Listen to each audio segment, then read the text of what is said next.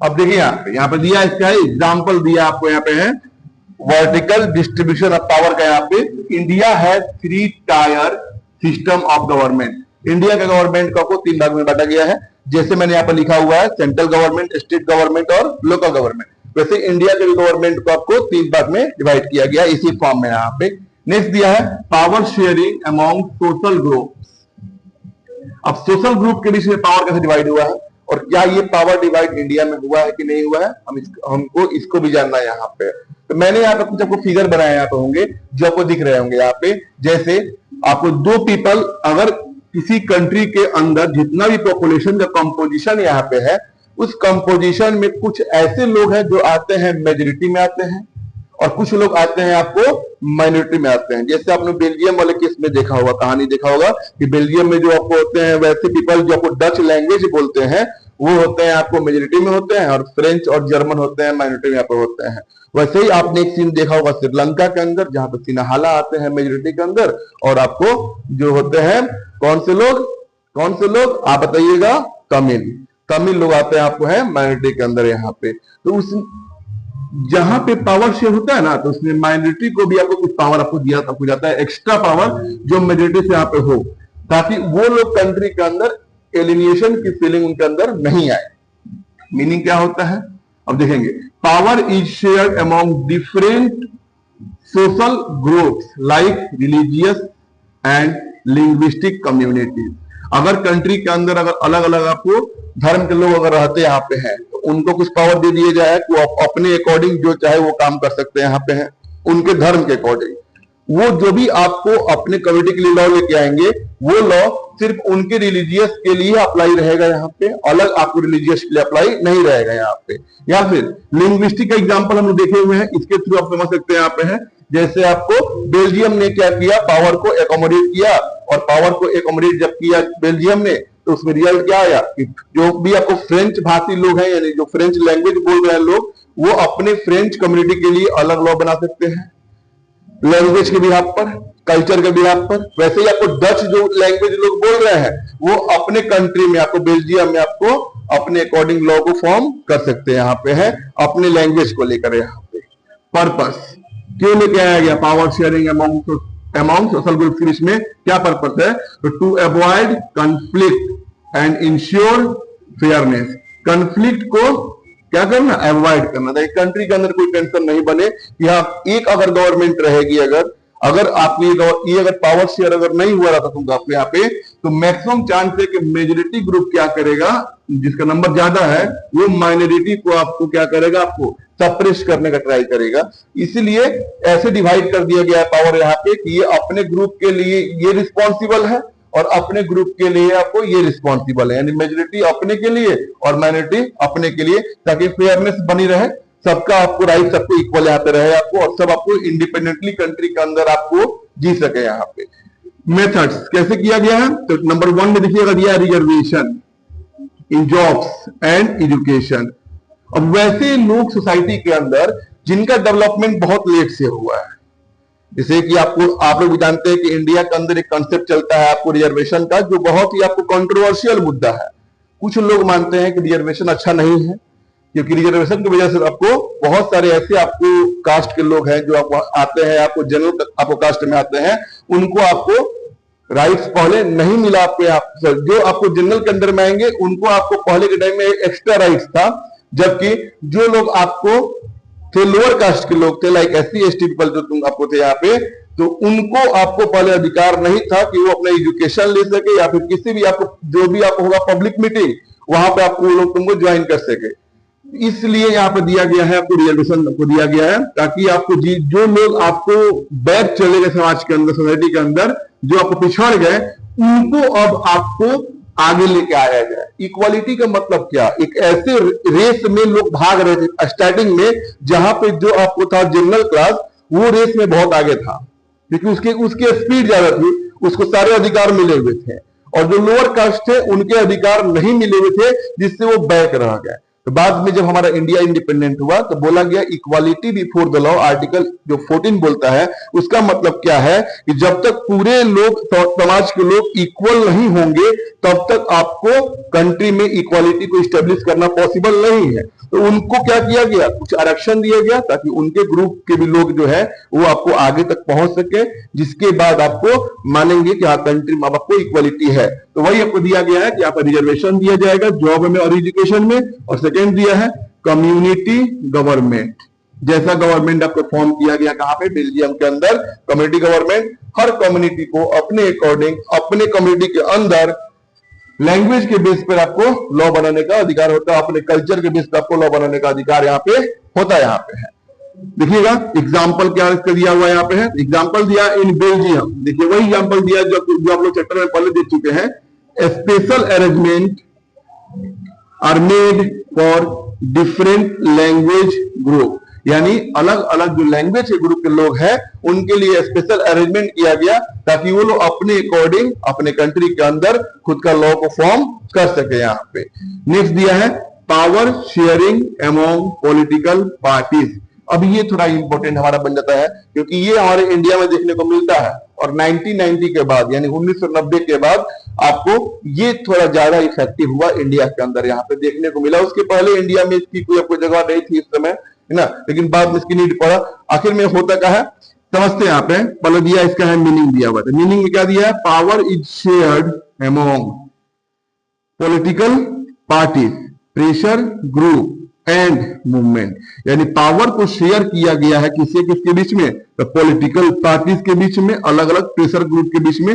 अब ये होते क्या है पहले समझ लेते हैं। यहाँ पे 1990 से पहले इंडिया में जो था कंडीशन कि अगर किसी इलेक्शन में अगर आपको 3 पार्टी अगर इन्वॉल्व अगर होती है, एग्जांपल ले लेते हैं, पार्टी ए, पार्टी बी और पार्टी सी, अगर 3 पार्टी अगर इलेक्शन में पार्टिसिपेट करती है और किसी एक पार्टी को अगर मेजोरिटी वोट्स नहीं मिलते हैं जो कि गवर्नमेंट फॉर्म करने के लिए कंपलसरी होता है, जैसे आपको इंडिया में स्टेट गवर्नमेंट हो या सेंट्रल गवर्नमेंट हो या फिर किसी फॉर्म में कोई गवर्नमेंट अगर हो, उसमें अगर गवर्नमेंट को फॉर्म करना अगर है, अगर आपको अपना सरकार बनाना यहाँ पे है तो कम से कम 50% आपको सीट्स को विन करना कंपलसरी होता है। अगर सीट अगर 500 अगर है तो कम से कम 250 से एक ज्यादा यानी 250 प्लस 1 यानी 251 अगर सीट्स अगर कोई पॉलिटिकल पार्टी विन करती है तो वो पार्टी अपना गवर्नमेंट फॉर्म कर सकती है।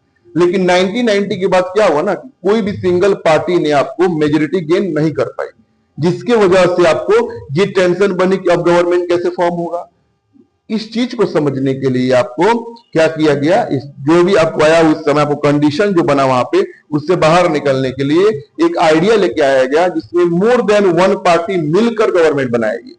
यानी पार्टी ए बी सी अगर 3 पार्टी अगर पार्टिसिपेट की है और पार्टी एक को मिला है अगर वोट अगर मिला हुआ है लेकिन इतना आपको वोट नहीं मिला हुआ है कि मेजोरिटी आपको सीट्स आपको विन कर सके। यहाँ पे जैसे एग्जांपल के रूप में अगर हम समझे अगर इस चीज को, अगर 500 सीट्स अगर है, 500 सीट्स में आपको 251 लाना है, पार्टी ए को मिला 200 सीट मिल गया, यहाँ पे पार्टी बी को आपको 100 सीट ही मिले हैं और फिर पार्टी जो सी है उसको भी आपको 200 सीट मिल गया है यहाँ पे। यानी कोई भी पॉलिटिकल पार्टी इसमें 251 सीट्स अगर नहीं लेके आई है तो ये चांसेस होंगे कि पार्टी ए और पार्टी बी मिलकर गवर्नमेंट फॉर्म करेंगे यहाँ पे, यानी एक से ज्यादा पॉलिटिकल पार्टीज में आपको इन्वॉल्व होगी यहाँ पे, जिससे क्या होगा पावर आपको दोनों पार्टियों में आपको शेयर हो जाएगा क्योंकि दोनों पार्टी के सहयोग से गवर्नमेंट बनने वाली यहाँ पे है।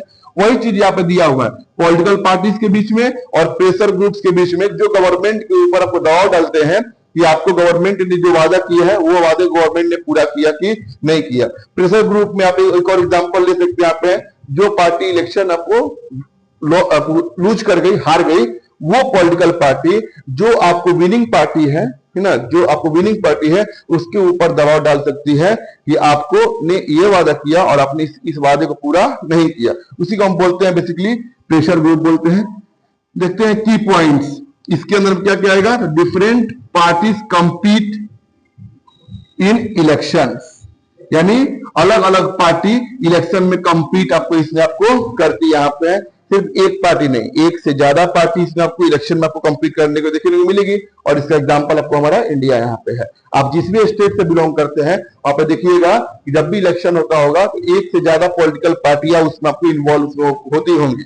सेकेंड दिया है sometimes no party gets majority, यानी कभी कभी ऐसा भी होता है कि किसी भी पार्टी को मेजोरिटी आपको सीट्स आपको नहीं मिल पाता है। In that case they form coalition government, इसको हम बोलते हैं गठबंधन की सरकार। जब एक से ज्यादा पॉलिटिकल पार्टी मिलकर अपने गवर्नमेंट को फॉर्म करती है, वैसे गवर्नमेंट को हम बोलते हैं कोलिशन गवर्नमेंट बोलते हैं। और तीसरा दिया है प्रेशर ग्रुप्स इन्फ्लुएंस डिसीजंस। अब जो प्रेशर ग्रुप है जो गवर्नमेंट को प्रेशराइज कर रहे हैं, उनका इन्फ्लुएंस आपको देखने को यहाँ पे मिलेगा। जैसे आपको जो अपोजिशन पार्टी होती है वो रूलिंग पार्टी को आपको क्या करेगी, फोर्स करेगी, उनके ऊपर प्रेशर आपको क्रिएट करेगी, जिससे वो पॉलिटिकल पार्टी जो विन कर चुकी है, जो रूलिंग पार्टी है, वो अपना काम अच्छे से आपको कर सके। यहाँ पे एग्जाम्पल में यहाँ पर दिया हुआ है वही बात आपको कि कोलिशन गवर्नमेंट इन इंडिया, यानी कोलिशन गवर्नमेंट इंडिया में लिखा गया। जैसे इंडिया में आपको अलग अलग आपको बनाए गए हैं, आपको पार्टी से ग्रुप बनाए गए हैं। इसमें एक को बोलते हैं एनडीए और एक को बोलते हैं यूपीए। एनडीए का मतलब बीजेपी पार्टी को बोल रहा है, यहाँ पे बीजेपी का जो आपको कोलिशन है उसको एनडीए बोलते हैं, और जो आपको कांग्रेस पार्टी का कोलिशन है उसको हम बोलते हैं यूपीए बोलते हैं। यहाँ पे है। अब ये टॉपिक हमारा एंड हो गया यहाँ पे पावर शेयरिंग को। अब एक बार हम क्या करते हैं कि पूरे चैप्टर को रिकॉल कर देते हैं। यहाँ पे एक आपको शॉर्ट व्यू, एक आपको शॉर्ट आपको स्टोरी में आपको, ताकि आप पूरे चैप्टर को एक बार में समझ जाए, स्टार्टिंग से लेकर और एंड तक क्या क्या सीन हुआ है। हमारा चैप्टर बेसिकली स्टार्ट आपको हुआ था यहाँ पे कि पावर शेयरिंग कैसे होता है, और इस चीज को समझाने के लिए आपको दो कंट्रीज का एग्जांपल लिया गया, जिसमें से एक कंट्री हमारा होता है बेल्जियम और एक कंट्री हमारा होता है श्रीलंका। बेल्जियम में सीन क्या होता है कि जब बेल्जियम में आपको गवर्नमेंट फॉर्म होती है तो गवर्नमेंट में आपको देखिएगा वहां पे आपको होते हैं डच जो लैंग्वेज के जो लोग होते हैं, जो उनका होता है एथनिक कंपोजिशन, तो उसमें आपको डच का मेंबर का जो होता है नंबर होता है वो होता है 59%, फ्रेंच का होता है 40% और जर्मन होते हैं मात्र 1%। 1% बस जर्मन यहाँ पे है। ये ओवरऑल कंट्री का आपको एथनिक कंपोजिशन हो गया। बात करें अगर बेल्जियम का जो कैपिटल होता है ब्रसेल्स, तो उसमें क्या होता है 80% उसमें होते हैं आपको है फ्रेंच होते हैं और 20% होते हैं डच होते हैं। French community was more powerful than the Dutch community. उस समय क्या होता है कि फ्रेंच के पास मैक्सिमम प्रॉपर्टी होता है और उनका डेवलपमेंट बहुत पहले से आपको हो चुका होता है, लेकिन डच जिनका नंबर कंट्री में हाई होता है ओवरऑल कंट्री में, उनका नंबर कम होता है। जब डच और फ्रेंच के बीच में मेनली जब कंफ्लिक्ट क्रिएट होता है तो क्या होता है, बेल्जियम कंट्री ने क्या किया, एकोमोडेशन को अडॉप्ट किया, एकोमोडेशन ऑफ पावर्स, यानी पावर्स को उसने क्या किया, अलग अलग ऑर्गन्स को डिवाइड कर दिया। उसने बेसिकली 4 फॉर्म को अडॉप्ट किया है। पहला फॉर्म जिसको हम बोलते हैं आपको है सेंट्रल गवर्नमेंट, स्टेट गवर्नमेंट और लोकल गवर्नमेंट में पावर को आपको डिवाइड कर दिया गया है ना। सेंट्रल गवर्नमेंट और मेनली स्टेट गवर्नमेंट 50% सीट्स आपको दे दिए गए आपको डच कम्युनिटी को और 50% सीट आपको दे दिए गए जो फ्रेंच कम्युनिटी थी, यानी सीट को आधा आधा बांट दिया गया। यहाँ पे सेंट्रल लेवल पे कॉन्फ्लिक्ट हमारा एंड कर गया। स्टेट गवर्नमेंट भी इसी कंसेप्ट को लेके आया गया, सेंट्रल को 50% और स्टेट को 50%, है ना। ये आपको पहला हो गया। सेकेंड हो गया आपको स्टेट गवर्नमेंट, पहला सेंट्रल गवर्नमेंट जिसे मैंने कुछ समझाया, वैसे स्टेट गवर्नमेंट हो गया हमारा दूसरा हो गया। इसमें आपको सीट्स को आपको डिवाइड किए गए हैं 50% 50% बीच में।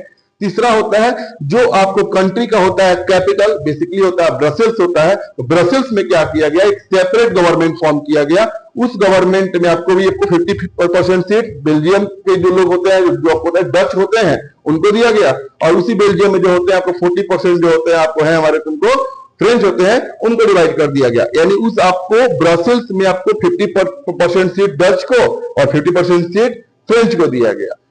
ये हमारा तीसरा हो गया। चौथा हो गया आपको कम्युनिटी गवर्नमेंट। कम्युनिटी गवर्नमेंट में क्या किया गया कि जो भी आपको अलग अलग जो लैंग्वेज बोलने वाले जो लोग होते हैं, लिंग्विस्टिक ग्रुप होते हैं, वो अपने लैंग्वेज के रिगार्डिंग, अपने कल्चर के अकॉर्डिंग और अपने ट्रेडिशन के अकॉर्डिंग अपने रूल को बदल सकते हैं और उसमें कोई भी गवर्नमेंट इंटरफेयर नहीं करेगी। बेल्जियम ने क्या किया, पावर शेयर किया है, जिसकी वजह से उस कंट्री का कॉन्फ्लिक्ट आपको खत्म हो गया, टेंशन आपको उस कंट्री का एंड कर दिया। सेकेंड केस दिया है श्रीलंका का दिया हुआ है। श्रीलंका में भी आपको अलग अलग एथनिक कॉम्पोजिशन के लोग होते हैं यहाँ पे है। जैसे 74% होते हैं सिन्हालास होते हैं, 18% होते हैं तमिल होते हैं। उन तमिल को दो पार्ट में आपको बांट दिया गया है। तमिल को दो पार्ट में बांटने में एक पार्ट जो होता है उसको हम बोलते हैं इंडियन तमिल और एक पार्ट को हम बोलते हैं आपको है श्रीलंकन तमिल, जिसमें 13% श्रीलंकन तमिल है और 5% के अकॉर्डिंग में आपको लगभग आपको इंडियन तमिल यहाँ पे आपको आते हैं यहाँ पे है ना।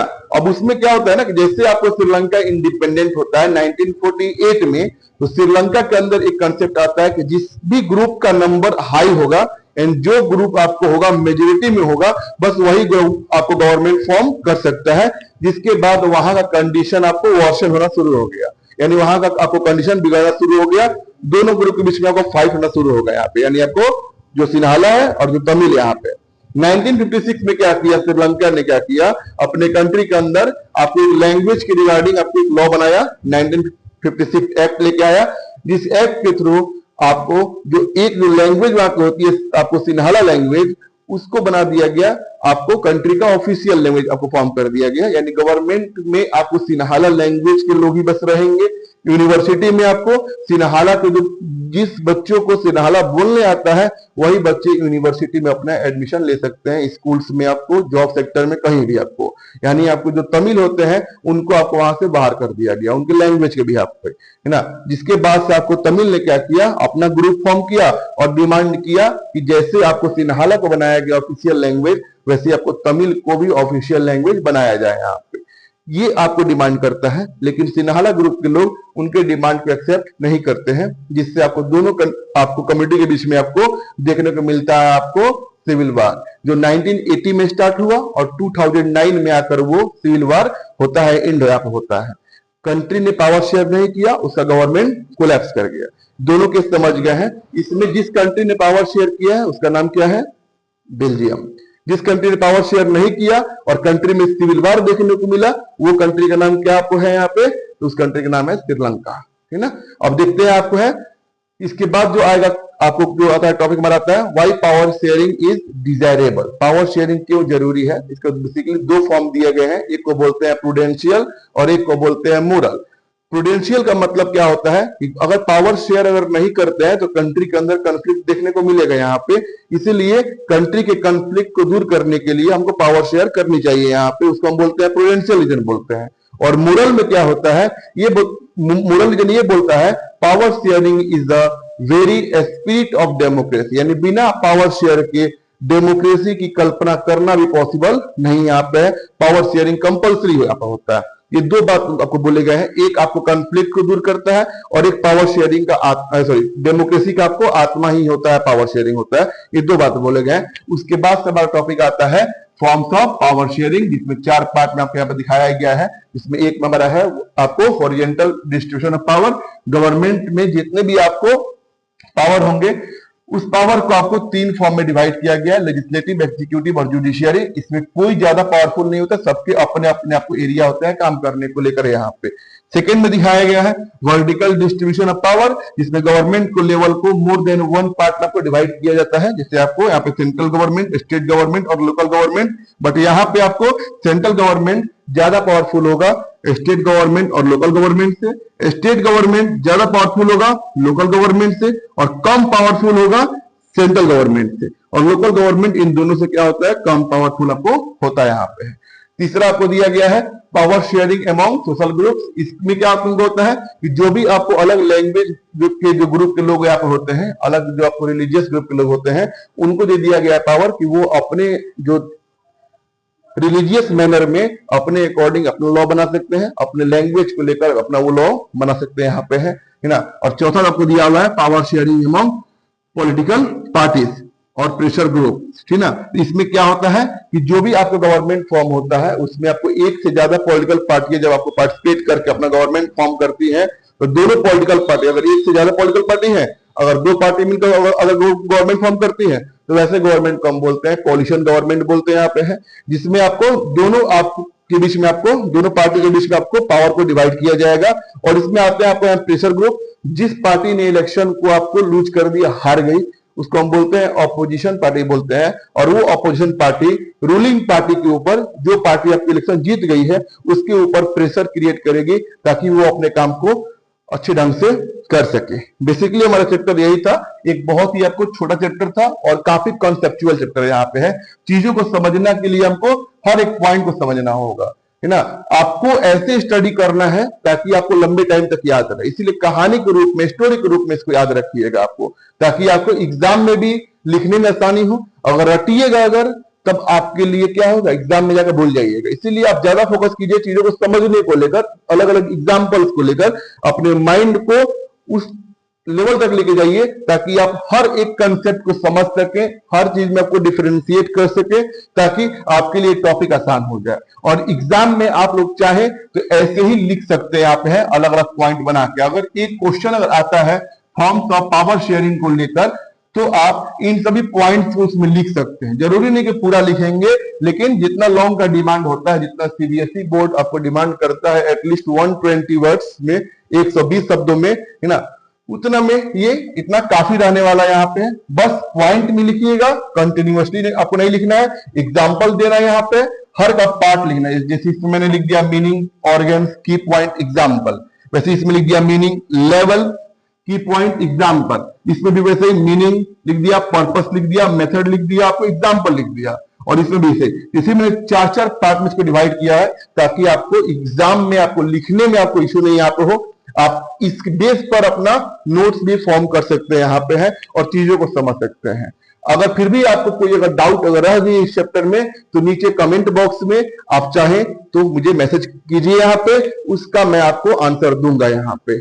अगर आपको बातें समझ में आ रही हैं तो चैनल को आप विजिट कीजिए, पूरा वीडियो देखिए, तब जाके आपको पूरा कहानी आपको समझ में आएगा। जय हिंद, मिलते हैं आपको नेक्स्ट वीडियो में।